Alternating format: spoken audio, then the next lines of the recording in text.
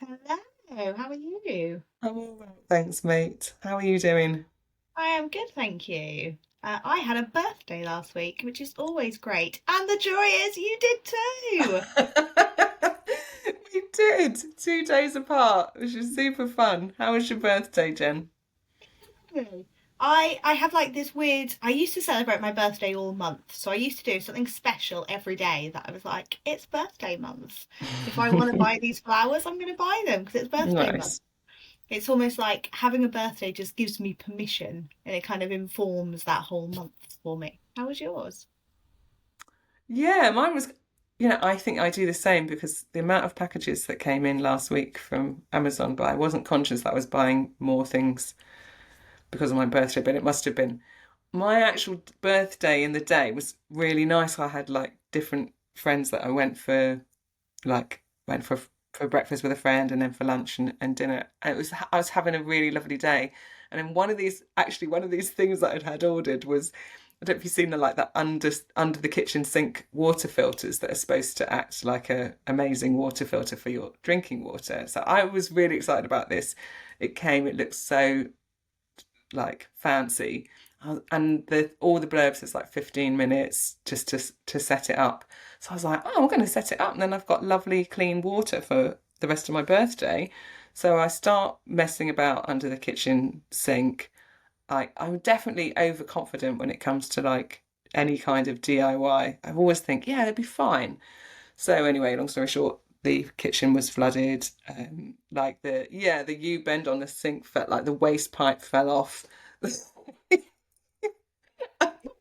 It was Hey. sinking. It was such a nightmare. And I had this thing, of course, where like obviously it's a nightmare situation, but inside I'm like, on my birthday, how dare they? And then I was like, I just ring customer services. No, they don't have a phone, they have an email. So I'm emailing the woman like, you know, I mean it's hard to be really ragey over an email, but basically incensed that this is happening to me and assuming that she just knows it's my birthday. Like, how can they let this happen on my birthday? And of course, they don't know it's my birthday. The underwater filter doesn't know it's my birthday, although I feel like it should know. Um, yeah, and if something happens, isn't it, when there's like a significant moment in our lives, and even though there's no reason why anyone would know that, we expect people to know these things about us, and we feel incensed that when they don't, and when these things are allowed to happen, it's quite a strange process. I remember being so like the first bereavement I had as a teenager was when my granddad died. And I remember walking up the road, I was probably 16 or so, and walking past somebody and being so angry that they Mm. didn't stop me and say, I'm sorry your granddad's died. I'd never seen this person before. As far as I know, they hadn't known my granddad. But I was like, is it not like tattooed across my face? Yeah, And it reminds me of that old poem, the like stop all the clocks. stop the clocks. Yeah, it's that kind of why is the whole world not responding to what's Yeah, going on for me right now? It's yeah, so clear to me that things are not okay. yeah. Or birthday they are okay. It's so clear to me Mm, there's something. Why are you not all responding? absolutely. Mm. Yeah.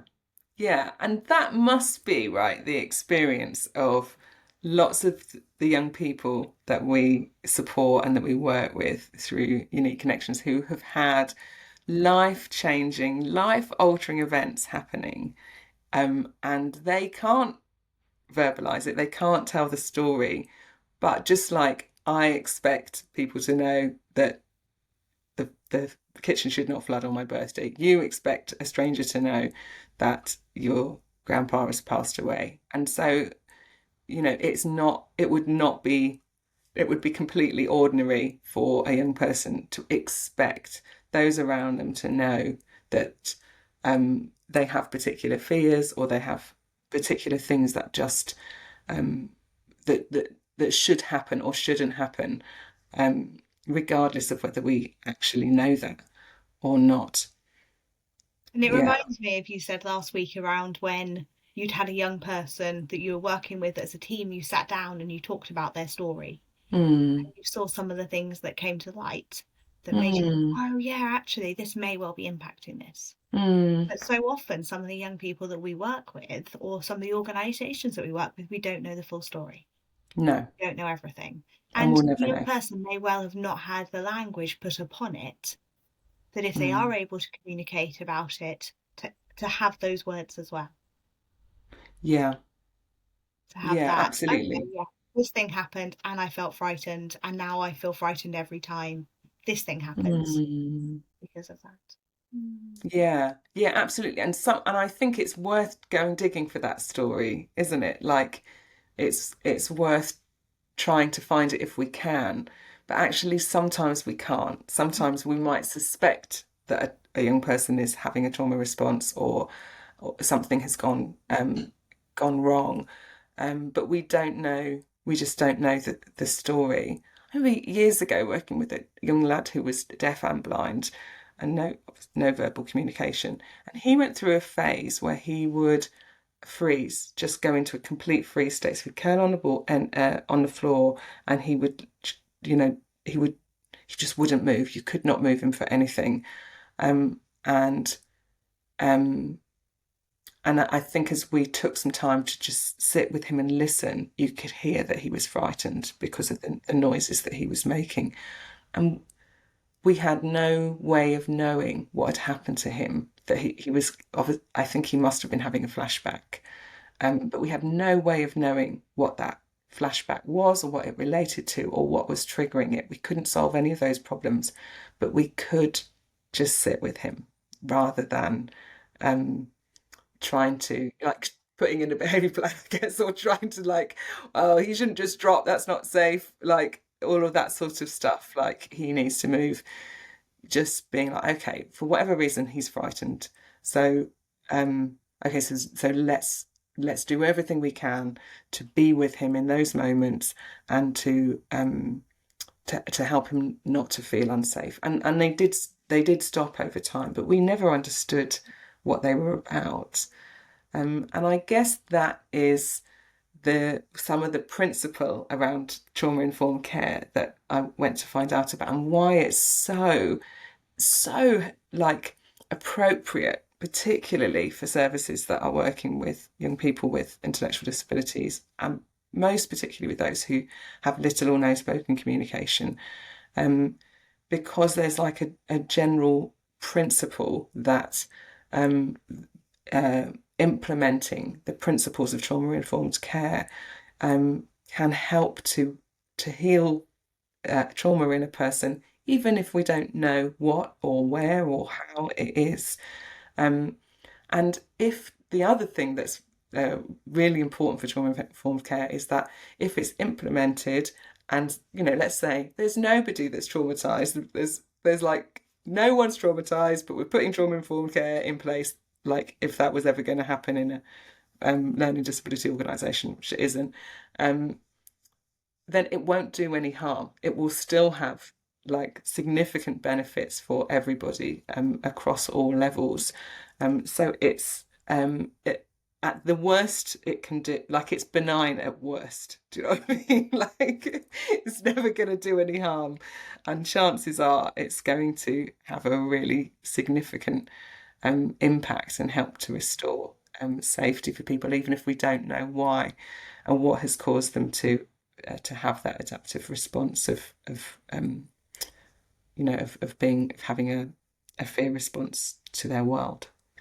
Do you think the way that we approach trauma and trauma informed care in the UK is different to how it's approached in America, or what you saw when you were out? Yeah, so that was partly what I went out to find out, really. So I don't think that, like, what is happening in the US in terms of, so I would say, like intellectual disability services. I don't know that it's different, but I don't know that it's like better on every level. There were definitely places that I went to that I felt like were better resourced in the UK.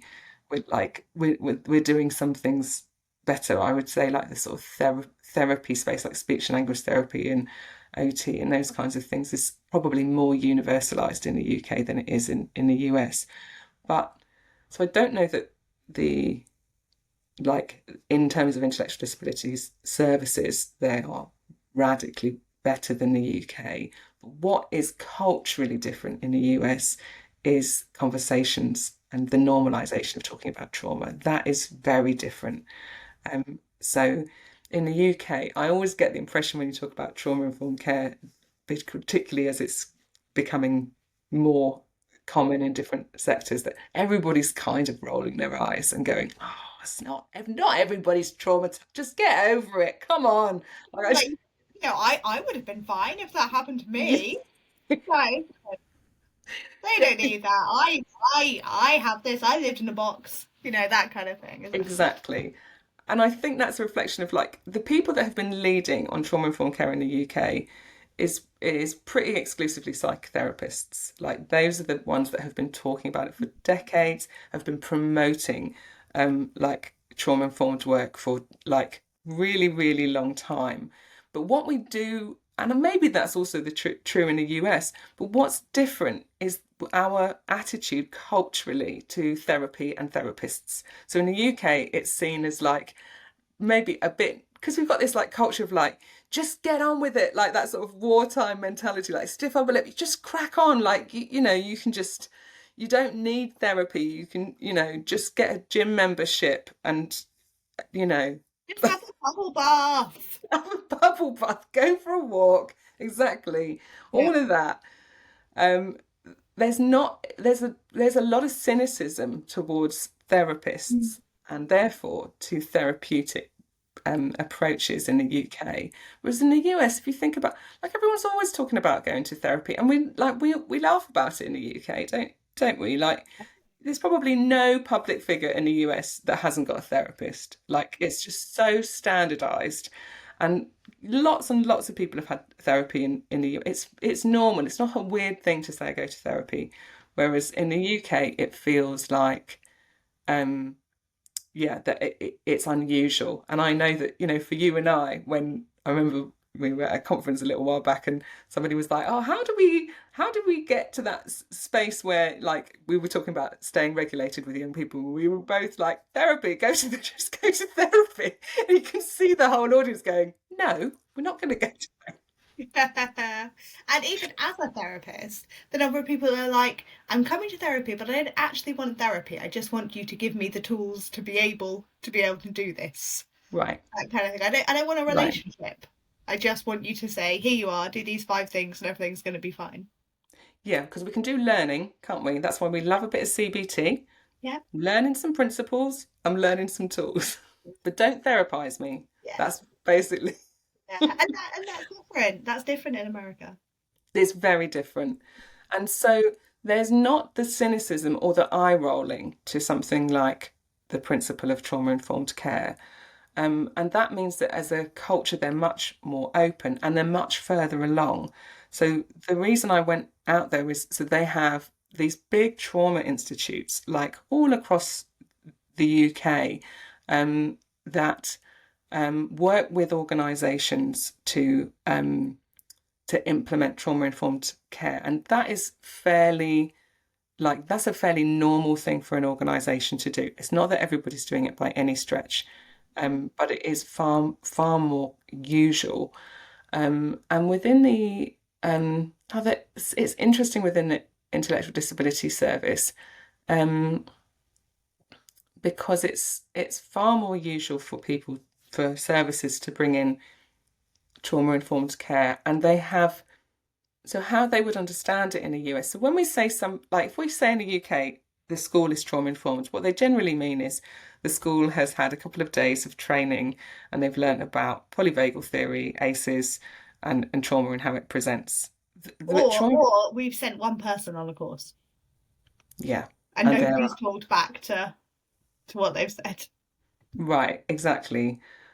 And that is not what they mean Mm. in the US. They are essentially talking about an organisational change piece. Now, that's another cultural difference because the idea that an organisation would go through an organisational change process is, again, far more normal thinking. So I remember talking to a guy from Sarah Reed, which is a service provider for all sorts of a human services organisation in Pennsylvania, and we were talking about this process. I was talking about some organisations like resistance to beginning to go down a bit of a process around TIC, and he was like, "Well, what did they do last time they did organisational change?" And I was like, "What are you talking about? We're not all doing organisational change in the UK." And he was like, "Oh, are you not?" Like, so it's far more common, maybe because of the size of the organisations, that they would continually have like an evaluation process. They would think like, what do we need? What do we need to implement across the board? And so these sorts of big pieces of work organisationally are more common. And then the idea that we would, like, across the board, we would bring in a whole new ethos for an organisation under trauma informed care is it's already there. They're like primed for it. And then I think legislatively it's different. So there's entire states. So I think across New York State, which is an enormous state, if you're running human services, you have to have implemented trauma-informed care as an organisational change piece. Like, you have to have. They will close you down if you haven't done it. So that you have to. It has to be accredited through an institute. So it's really, it's really, and they're not talking about 2 days training. They're talking about, that the entire workforce of the organisation goes through a process of understanding and then embedding trauma-informed care principles into every single layer of an organisation, like over a course of is. So the trauma-informed care institutes that I went to 3 institutes. And the sorts of programs that they're running would typically operate over 2 to 3 years of a journey with an organisation. So we can already see the difference in terms of thinking about a day or a couple of days training for senior managers, as opposed to a 2 to 3 year process for organisational change to embed trauma-informed care as a philosophy. So before I go on to talk about that, just any thoughts in terms of like culture and shift and all that kind of stuff. That there is a greater need in the USA, and that is why they are implementing this. Oh, that's a Would really you good say question. actually the need is the same as the UK? It's just that they have taken a different approach. Yeah, I think the need is the same. So they have a really similar history. So I remember one of the spaces I went to was in Chattanooga. I went to a autism service, and he began to tell me about like the history of institutionalization of people with intellectual disabilities and autism. Like this would be new news to me. And he shows me some pictures, and he says, "Oh, this is what we used to do with people with intellectual disabilities in the US," and we have to keep hold of that history and remember it and remember the wrong that was done. And we're still, there's been a lot of work put into recovering from that. And That's fascinating, isn't it? Because I've yeah, I've never heard that approach in organisations within the UK. no, that's right. Because of course we have the same history here in the UK, but we tend to feel, just like embarrassed and shameful about it. We wouldn't have. So they had an enormous display cabinet that tracked the history of people with autism and intellectual disabilities in the state. And this was the story they were telling as a way of holding the history of the wrong done and ensuring, a bit like how we would use Remembrance Day. So yeah, that was different, but the history is the same. The damage done is the same. The legacy of that is the same. And then like it is so different out there. Like obviously because the way that things are funded is through insurance, and that has a whole load of different criteria, which means that some things get more money than other things. So the other odd thing is that like ABA, so applied behavioural analysis, is massive in the US, and it's really not in the UK. So I would say that's the flip side. So ABA is a highly behavioural, a very rigid form of trying to teach somebody, particularly young people with autism, how to unlearn particular traits or responses to things. Is Maybe very it won't be organisational in the same way. say that again. So I guess my curiosity is we've talked about organisations having a trauma-informed approach Yeah. in trauma-informed care through institutes, those kind of things, that Mhm. that the whole organisation has this as part of organisational change. Yeah. Are you saying that that wouldn't happen with ABA? ABA would be a on the ground, we take an ABA approach. And I could an don't. organisation Yeah. have both? Yeah, there is some attempt to bring ABA and trauma informed care together, but they are like oil and water, in Yeah. my opinion. Um, so there tends to be more like there's ABA clinics where a child will go into an ABA clinic, sometimes for like 40 hours a week. It's a lot. Like they'll do that rather than school. Um, and have this sort of very rigid training approach. There must be services that are simultaneously running ABA and also trauma informed care. I don't quite know. There's that it's incongruent to me. So yeah, that is a tension, definitely. And that was the bit. So we would, most services in the UK use positive behaviour support. So positive behaviour support is an evolution of ABA. So it came out of ABA, but it's a much broad. It's more like a framework for understanding behaviour that's difficult or that causes difficulty for the person or for the people around them. Um, yeah, so yeah, that was very different as well. But I think so. Not everything I saw in the US is transferable into the UK, and I think that's where the report lands, saying like, because of the cultural differences, you can't just pull everything. Like, I mean, there are some schools that have taken on the packages of the institutes in the UK, but they are few and far between. Because I think it's not easily translatable. But I do think there is something that's translatable into the UK that's similar. It just needs reworking and rethinking. But I think, yeah, the influence of the work done around trauma, around therapy, and around these trauma institutes is really radical in the US, and yeah, is making is like very much like normalizing building human services organizations on the basis of safety, which is everything that we are thinking about and wanting to do, really. And what difference do you think you noticed compared to the UK, sort of in practice? What was different? Um, so I didn't get to go to as many like service providers as I would have wanted to. So I spent more time with like trauma institutes, learning how they were implementing this. And they did say it was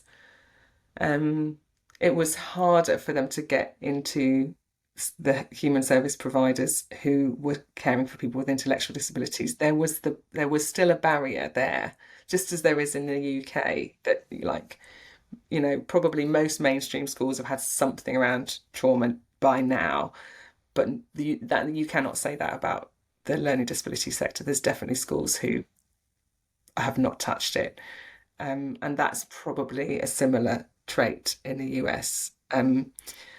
So yeah, I think I definitely saw in those places that I was able to go to, I definitely saw a really clear understanding around how safety is embedded, and I think and this is the shift. This is like the mental shift that we have to make when we really embrace trauma informed care. That this is not just about the young people. like it's a whole organisational piece. So what, one of the things that all the institutes, TIC programs have in common, is that safety, the principle of safety, has to be implemented all the way through. So the first thing they do, I was with an organisation actually in the UK that is doing this, and the first thing they were doing is they were bringing together all of their maintenance team, their catering staff, their housekeepers, and those that had no administrators, so those that had no direct work with the young people at all. And this particular school was delivering 5 days of training around the principles of trauma-informed care to their staff who had like no direct. It was not their job to give direct support to any of the young people, and this is their starting point, that everybody across the organisation firstly understands and then experiences the principles of trauma-informed care. And I guess if I sort of just pull back and think about how this is really about sustainability and about how we all operate. So if I'm asking, if we take so the 5 principles are safety, trustworthiness, choice, collaboration, and empowerment. But I tell you, and none of those feel particularly radical. But they are radical when we start to treat them as an organisational process. So what tends to happen in terms of choice is that there won't be a learning disability service in the UK that isn't talking about promoting choice with the young people that they support.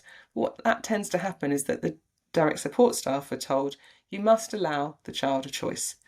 And so the direct support workers, maybe they find a way to say, like, which T-shirt do you want to wear today? Or like they're looking for a way to evidence that they have given the child choice. But at the level of the staff member, do they experience any choice? So maybe whilst they're being told to promote choice, their choices are eviscerated. So they're told, these are the shifts you have to work during these times. I don't care whether it fits around the rest of your life. This is how it works. And if we're understaffed, I'm going to call you in on your day off, and that isn't a choice either. And maybe these are the sorts of clothes you have to wear. If you don't show up in the right clothes, I'll send you home to get changed. This is when you eat your dinner, and this is where you eat it. And so the choices of the direct support staff are limited to in a way that restricts and disempowers them and makes them feel like they are not valued. And within that context and that experience, and I don't think I'm exaggerating when I list those sorts of things where a direct care support worker doesn't have choice, within that experience where their choice is being radically limited, they are expected to promote the choice of the person that they're caring for. And you can see how that isn't going to work. Like, that's going to feel like really punitive, and it just can't be sustained. So when TIC says choice is a principle that needs, they're not saying what we say in the UK, which is that a person with learning disability needs choice. They're saying choice has to be embedded all the way through the organisation. So as much as is possible, the maintenance staff feel that they have a choice about things, and their choices will be listened to and respected as far as possible. That if a direct support worker says, I don't want to do this, or can we talk about this, or can I express an opinion about this, they will be listened to. And that for a middle manager, that they will have choice about and flexibility, and they will be respected and listened to. Once that gets embedded all the way through an organisation, we have a fighting chance that a young person with learning disabilities will have their choices promoted, because it feels like it's an ethos, it's a culture, it's a value.